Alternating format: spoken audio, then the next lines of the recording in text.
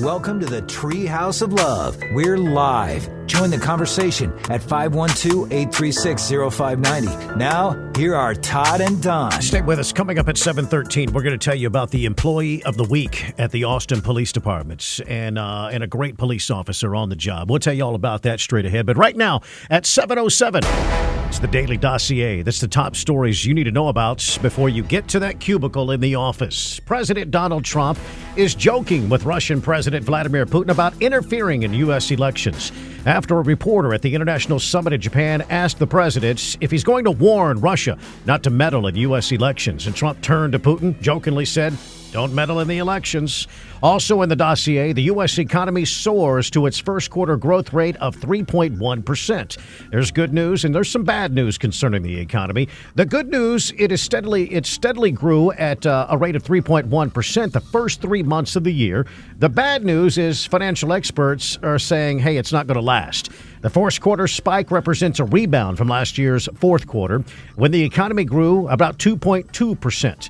However, it's down from the second and third quarters of 2018 with 4.2 and 3.4%, respectively. However, economists predict the bump in the economic landscape will soon smooth out and return to a 10-year average of 2.2%. Also in the dossier, more and more companies are choosing Williamson County. In Cedar Park, an economic incentive package has been approved for the UK-based manufacturing company that specializes in 3D printing called Additive Manufacturing Technologies, or AMT. Now, the Cedar Park economic developer, his name is Ben White. They're going to be creating over 100 jobs, or right at 100 jobs over the next 5 years. Their average wages are $80,000. There you go. Now the city projects more than $1.8 million in sales tax revenue to be generated. AMT will invest $1 million in a new Cedar Park Innovation Center. They'll employ about 100 people, and they say the average salary's $80,000. That's good. Also in the dossier, 2 Texas doctors have filed a lawsuit against the state of Texas for the right to dispense the drugs they prescribe without having to go through a pharmacy. It's a practice that's currently legal in 45 states. And Austin family doctor Mike Garrett, he's one of the 2. I can guarantee you we will be able to save tremendous amounts of money for our patients on their medications and increase their compliance and their likelihood of actually getting the prescription and taking it. Yeah, the lawsuit filed just yesterday in Travis County State Court against the Texas Medical Board and the State Board of Pharmacy. Also in the dossier, despite the growing prevalence of dangerous diseases like the measles, voluntary vaccinations and opt-out rates continue to grow across Williamson County.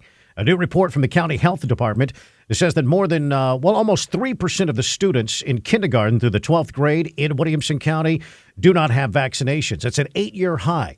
That number is also almost 3% for Travis County as well. Very surprising. And now you're up to date on the daily dossier that's on the front page of our website at newsradioklbj.com. Yeah, as you said earlier, and I agree that I can see that for Travis County, but Williamson County, that doesn't make any sense as far as the anti-vaxxing movement seeming to grow. But you can't change anybody's mind on either side of the issue. No, you can't. But I guess what it does point out is the changing landscape, the political landscape of Central Texas. That's a prime example right there. Now, I have not seen the ratings from last night's A-Team Democrat debate, but I would assume more people watched that than the first night. Well, I would think more high-profile kind of candidates on that side. You know, one of the things we look at radio ratings, for example, is time spent listening. And I have a feeling time spent watching last night was probably rather low because I found it just very, very hard to stick with it. And,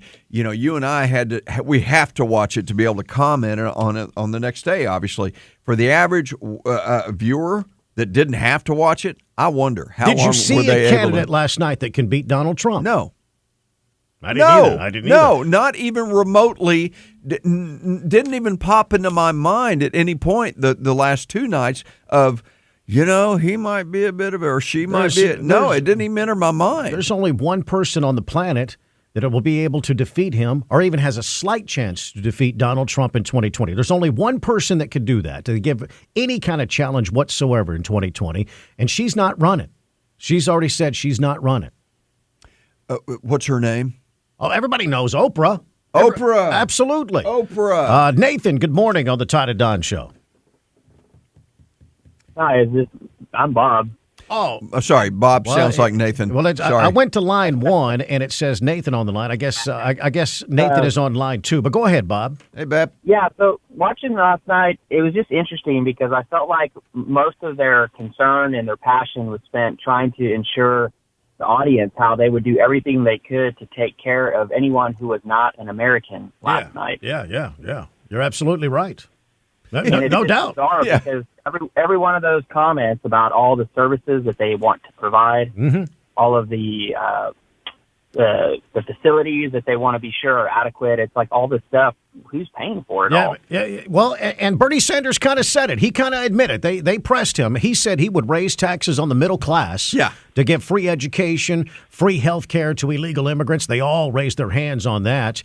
You're absolutely right, Nathan. After watching last night's debate, I've come to the conclusion that there are two different Americas, completely different Americans. Completely different. Yeah. There's one side that is all about freebies, vote for me, I'll give you a bunch of free stuff. And then the other side says, pull up your bootstraps and work for yourself. Yeah, that's true. That's one of the reasons I had a hard time sticking with it, I guess, because I didn't feel like at any point last night they were speaking to me. Is it Nathan on line 2? Nathan?